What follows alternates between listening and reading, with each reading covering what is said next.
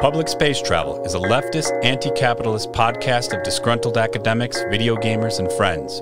Our belief is that knowledge should be made more accessible and be used for anti-oppression and non-hierarchical revolutionary ends.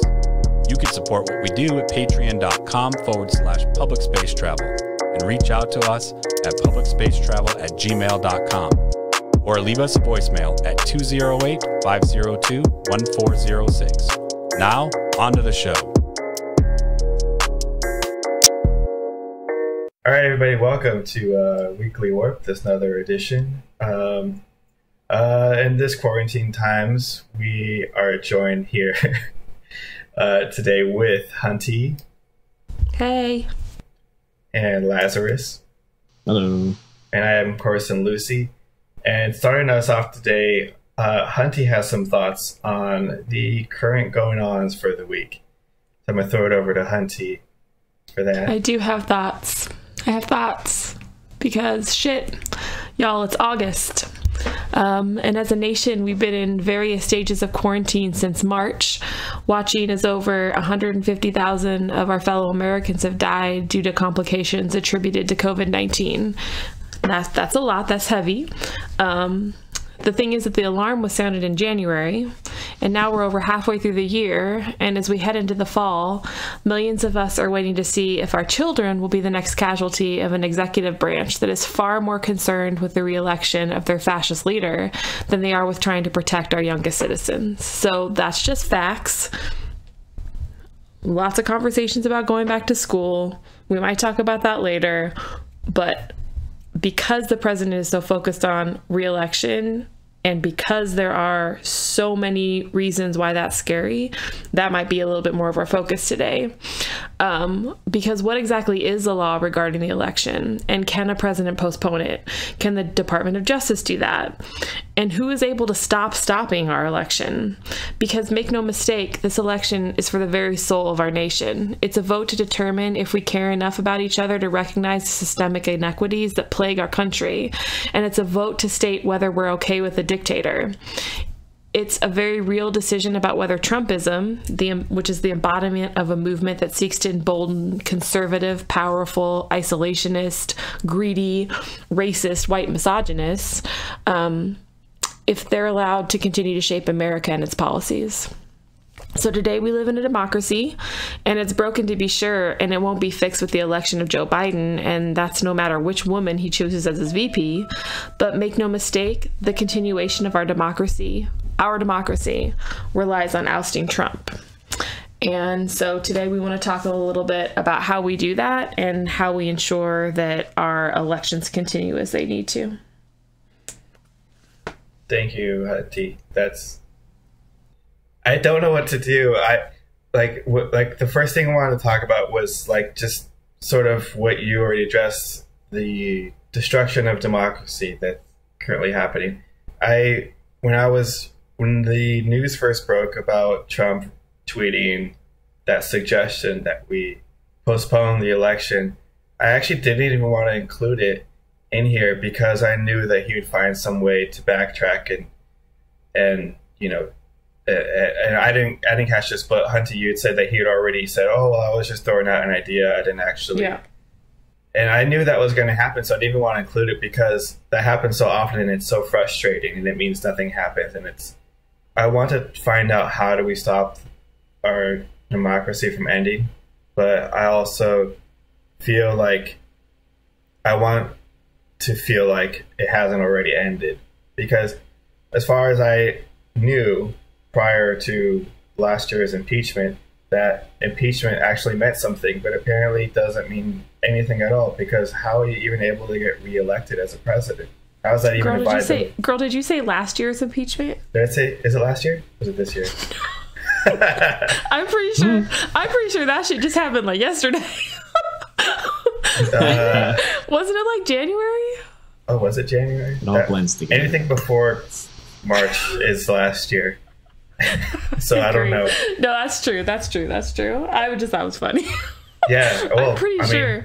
I don't know. Maybe my entire years are blending together at this point. Yeah, I think so. I think just my mind is definitely not improving, I think.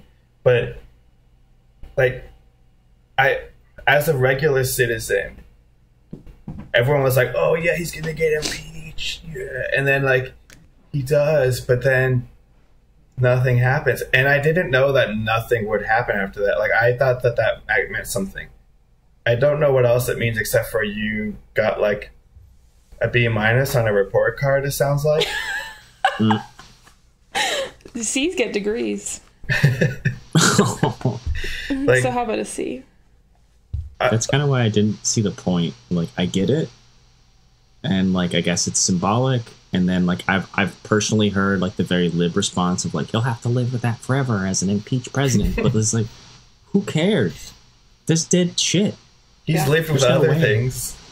There was no way he was gonna just be like, we're gonna take him out of the office. Like, if you haven't done it this far, and he's been like saying I'm gonna grab women by the pussy, and he's like racist and like doing all this shit. I don't know. For me personally, I was just like, this is a waste of fucking time. Like, I guess you stained his record, but so what? Hunty, can you tell us who General Louis DeJoy is? Postmaster? You mean the Postmaster General? The Postmaster General. Highest rank in the post office. He was confirmed or appointed. I guess he was appointed in June as the newest Postmaster General. And so the reason why I wanted to bring him up today is because Trump's tweet about postponing the election wasn't just about postponing the election, of course. It was also about this completely erroneous claim that mail-in voting, and then parenthetically, not to be confused with absentee voting, which is the same motherfucking thing, you stupid twat, that it leads to fraud, and that the election can't be real because mail-in voting is like really bad and it's going to ruin our democracy. Trump mail-in votes, fucking Barr mail-in votes. So we're bringing this up because he said that mail-in voting, all this fraud, it's super problematic. And then we look to the Postal Service because mail-in voting is going to happen through the USPS. And in June, this dude is appointed as the Postmaster General. The Postmaster General has always been, to this point, someone who has actually worked in the Postal Service.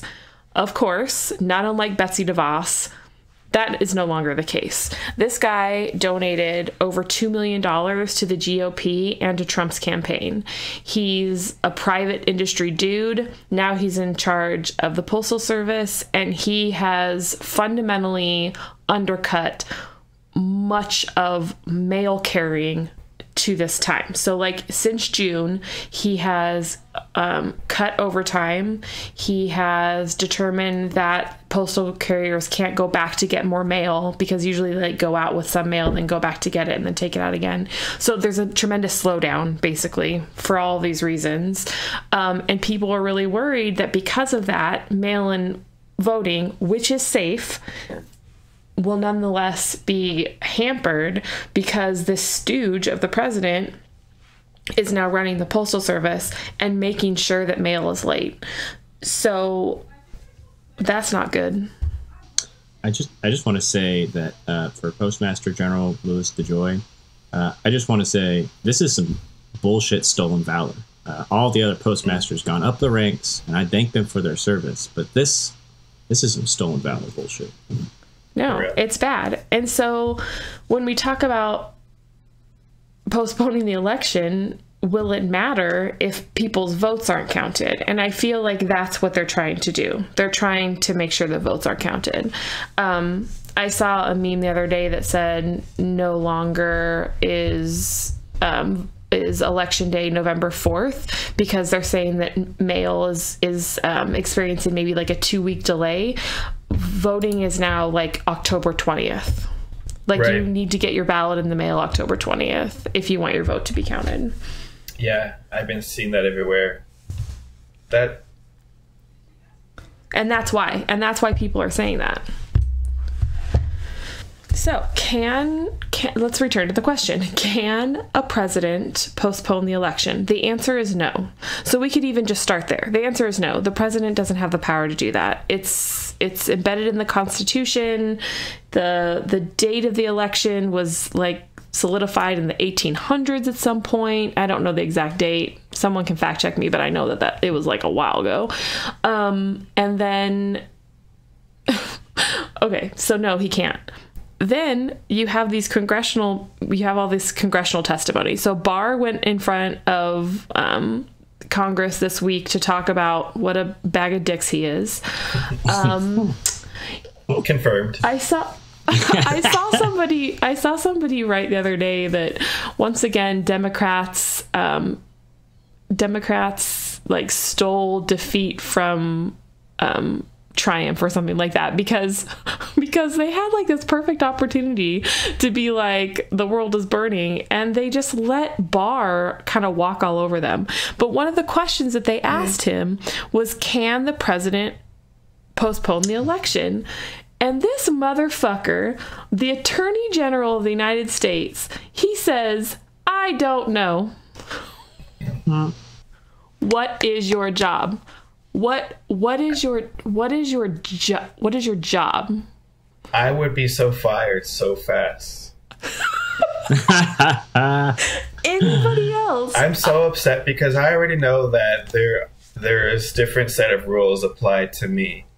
Oh, for sure. But to see into highest levels of government and the most like obvious just lying and fuckery, just like seeing someone in front of you just go, I'm gonna lie right to your face. What are you gonna do? Your move. And they go, like, I don't, why we still, I don't understand how anybody is supposed to have any respect or any type of like faith in these institutions when you're like hoping that they'll root out criminals, like actual criminals, and then they just get coffee with them or whatever. Like they just share some screen time on C-SPAN, and then they go home. Yeah. So it's, you know, Trump tweets about postponing the election because of fraud. They're trying to defraud the public. Like, they're trying to ensure that people's voices aren't heard and not counted. And we see that happening not only with the Postal Service. Big deal. It's a big deal, and it's a story that often gets buried because there's so many other shit things happening in the world. But another example is the protests that we continue to talk about and the deployment of federal troops to quiet First Amendment rights. We've talked about it before, but that's another example of a president of the United States trying to make sure that people's voices aren't heard. That's what I think, anyway. Silencing of political opposition. Yeah. Totally. I saw an article, I'll have to look for it again, but they were totally like, when they would release the protesters that they basically kidnapped. Yeah. They would say, like, the conditional for letting you go is we don't want to see around these protests no more. Oh, okay. We don't want to see around these protests no more. Now you'll be good now here. Home, but you don't have to go can't home, protest here. Yeah. You don't have to go home, but you can't stay here. Oh, sure. I won't be here. I'll just be under this mask so you can't tell. Oh, related to protests, but kind of sidetracking. Did you all see the video of the Umbrella Man protester who was like breaking the windows of the AutoZone or whatever? When it first started. When the protest first started, they found out he was a white supremacist. Yeah. So it was just like, that's it. They said he's either a white supremacist or working with the police, or I mean, I guess both, obviously. What's the difference? Yeah, what's the difference? So there was this weird thing that happened where there was confusion. And I'm actually still currently confused as to like what actually happened in Portland in terms of the feds agreeing to leave, but then Chad Wolf saying, no, actually, we're not going to leave. No relation to me, by the way. Lazarus Wolf, Chad Wolf, no relation. We don't talk to that side of the family. I was so confused for a second. I was like, wait, what? Oh, and then also last night, the Portland police got to do their thing. What did that look like? Destroying democracy. They Sure, I heard it was really intense. As far as I know, peaceful protesters were protesting. The police, declared an unlawful assembly, then rushed into the crowd and then pushed the protesters out into neighborhoods, so away from the downtown park area and out into. I don't understand. So we need to find a constitutional lawyer, attorney, who can, sorry, my Southern comes out on some words. We need to find somebody who can come on the show and tell us what the difference is between a right to assemble and unlawful assembly. Because I'm not 100% sure that I understand at what point my First Amendment rights are being violated. I'd like to know. It seems like unlawful assembly is I've never seen it used constitutionally. I've never heard of. I feel like it's like a loophole that someone wrote up for this specific use case. You would never do such a thing. I would never. Oh, protesters being. Oh, unlawful assembly. What is it? Unlawful assembly. Unlawful assembly means you didn't ask permission to assemble, and so therefore you may not. Yes. So the cops get to decide that, right? Or go ahead. Yeah. So like, if I show up and I go, I am going to stand here and protest cats living with dogs, and then the police show up and they say, no, actually, you're not protesting. You're assembling unlawfully. I feel like it's just a legal way for them to say that what you actually meant was unlawful assembly. So when you say protesting, what you mean is unlawful assembly. I don't care what you actually said or what your signs say. I have the law on my side, and I have decided that what you meant to say was unlawful assembly. So get in the car, criminal. Yeah, well, no, right, sure. And that's just another example, right? I mean, if you can use, a lot of people have said, I hate saying that, a lot of people, there have been numerous articles, which I'm sure we can find a link somewhere, that say this is just practice, right? Portland was just practice. Mm-hmm.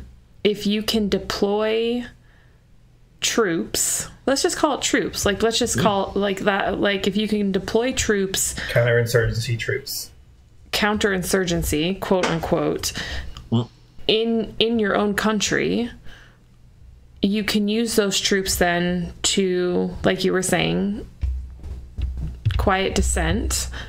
That's limiting your ability to voice the fact that we don't want Trump there anymore. Mm-hmm. It's the silencing of political opposition. Yeah. I think it's interesting too, because there's like a logic, hypocritical like nature to it too. Because on the one hand, you'll be like, not all cops are bad. There's just a few bad apples, even though they don't know the whole phrase, which is the whole, a few bad apples spoil a whole bunch. But then they'll be like, oh, but Black Lives Matter. They're all looters and protesters and blah, blah, blah, blah, blah. And it's just like, I don't know. There's just like a bunch of logic hurdles in order to like lick the boot. Yeah, and the language that like dehumanizes anarchists as well. Like, Joe Biden did it the other day. Yeah, exactly. Yeah, exactly. Now we're all like, well, we can't trust Biden, we can't trust Trump. What's going to go on? Okay, do not put those two people in the same category. That's dangerous. That's slippery slope. Anarchists got to look out. They both did it. Oof. I do not support this train of reasoning or logic. Hey, listen to the Biden speech. Which one? Oh, he said recently that all the looters and anarchists, he's gonna go after them. He's gonna go after the anarchists. Which, like, the idea is that, like, it's just saying that if you are an anarchist, it means you're violent. Like, that's the idea, right? Is that anarchism equals violence, not political opposition or like a valid critique of anything. It's just, it's a big misunderstanding. Yeah, I think the more dangerous is using this term carte blanche, right? Like you apply it to whomever you think is opposing you. If I am opposed, that is an anarchist. Yeah, I think it's going to be the new like Red Scare thing. That's I thought anti-fascists. I thought anti-fascists were the new Red Scare. Yeah, that too. I think anti-fascist is kind of it, but I feel like the conservative talking points are going to be more focused around the term anarchist, because I think it's harder because anti-fascist it's anti-fascist, and I feel like conservatives have a hard time being able to construct their arguments to support their narrative using the word anti-fascist, because it's... So they use Antifa instead. They use Antifa instead. Or the real fascists. Yeah. they're the fascist left. I think we're learning that it's easy to use the fascist left. That for real. Yeah. It's easy to use language that not all people understand, right? Like, we said before, like, we know what fascism is. Like, we as like scholar humans, learners, like, we understand what and you can't be the fascist left. Like, we understand that, but I think it's easy to use words that not everybody is familiar with, like how those words function. Yeah. It's just problematic, which brings us back to Betsy DeVos and her takedown of all education and using money for... No, I'm just sorry. That's rant. Yeah, the education system is also a whole nother mess. Yeah, well, I mean, but that also silences voices. They're talking about, if it wasn't this week's news though, it was last week's, that if schools aren't going to open, they're going to divert that money to private schools and charters. Yeah, that's another way the election is being fraudulently framed like that. And it's not just this election, it's elections in the future. And that's the purpose, right? It's to make sure that people aren't educated enough to make good decisions. Yeah. And then just it's undermining everything. Like, and then also, interesting enough, the conservatives who always are harping about government overreach and or like the NRA going on about guns rights and Second Amendment rights, all of those people are nowhere to be seen during all of this. Because the issue is that, like, I was getting to a place, I think, where I was able to accept, that I would just have to live with and come in contact with right-wing people, Trump supporters, and things like that. Like, I was kind of like mentally getting to a place where I was like, well, maybe like there's a future, like, where there's, I don't know, some middle ground, or at least some type of like human decency involved. And now I don't feel that way. Now it's like there's an othering effect that I tried to fight against as internally, but with a way that, that language is used to just lump Antifa and anarchists as terrorists, and all of these other institutional erosions, such like the USPS and the education system, like all these things make me feel like no, actually, you are the enemy. Not just to me, but also like what the US was supposed to be in its most, and its like idea, like the experimental idea that sparked the U.S., not the actual things that sparked the U.S., such as like racism and colonialism and all that stuff, but like the more naive spark of the U.S., the part that at least I was taught as a child, that maybe I just also need to throw this away. Maybe I just need to throw my whole identity away. That's like, I don't know what's happening. It's just like, as far as I could tell, everything that was taught to me via the textbooks that was approved by the U.S., you are the enemy, sir. So, like, I have no respect for you. I don't know. No, I do. I understand that sentiment. I do, and I think that, like I said at the top, I mean, Trumpism isn't new. Like, all of those words that I use to describe what Trumpism looks like, misogynists and racists and greedy people who want to take over the world but want the United States to be isolated. Those sentiments aren't new, and those people aren't new. But Trump has given voice to those groups in ways that I don't think we've seen prior. And so that's the terrifying reality of what stealing an election looks like, right? I mean, these are the people behind this movement, and we're not just voting about Trump. Like, anybody who thinks, oh, I just want to get Trump out of office, no, like, you have got to down ballot that bullshit.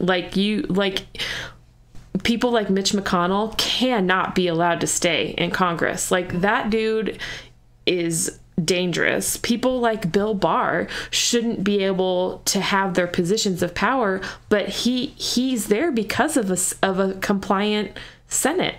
That's a problem. Yeah. It's not just about Trump.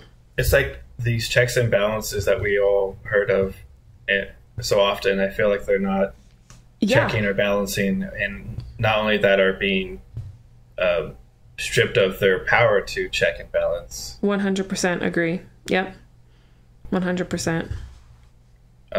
We're coming close to the end on this, unless you don't want to end, but trying to keep the No, I mean, I think we've made our point.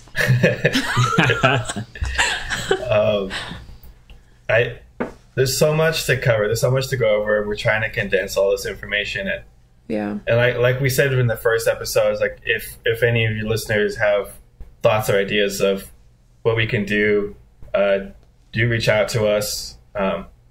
But I think at the top of this episode, Hunty, you would ask, like, how do we do that? How do we keep democracy from being eroded? And we haven't really.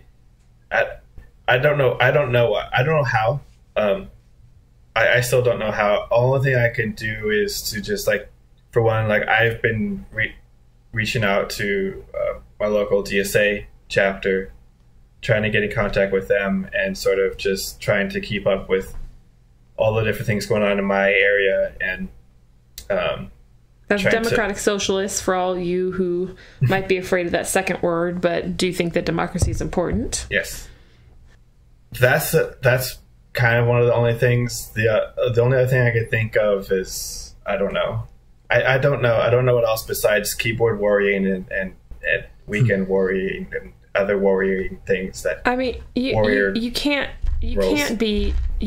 be. It is hard not to be disenchanted, right? It's hard not to be just straight up tired and not want to participate in these processes, because they are unfair and they are inequitable and they aren't going to be fixed tomorrow. But if you don't care and you don't participate and you don't reach out and you don't ask questions and you don't think about these things critically and with a longer lens than how this impacts you today, we're done. Like, we're done. Like, you can't fight complacency like that. Yeah. And so folks have to stop being complacent, period. Yeah. General strike. General strike. That's what you meant, right? No, don't be complacent. I mean, y'all. They're gonna look.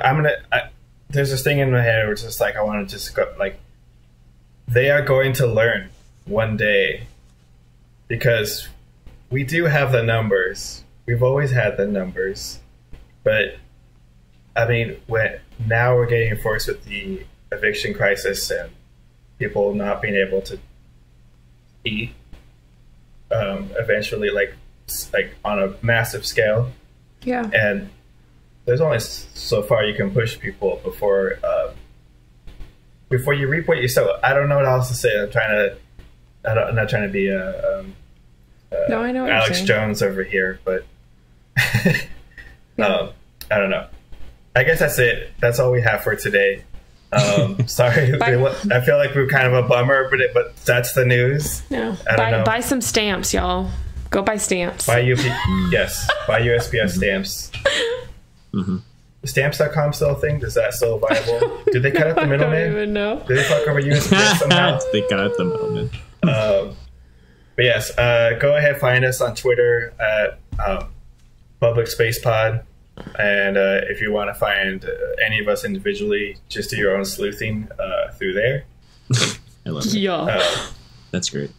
And I guess that's it. We'll see you next time. Have a good one. Bye.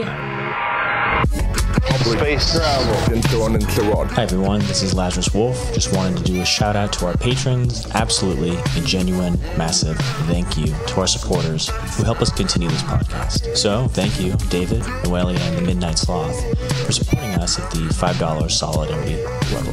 I like you, and if you can't handle it, you can just, fuck off. Please consider donating to your local bail or mutual aid fund or another charity for social justice. If also able, you can also support us at patreon.com/publicspace4.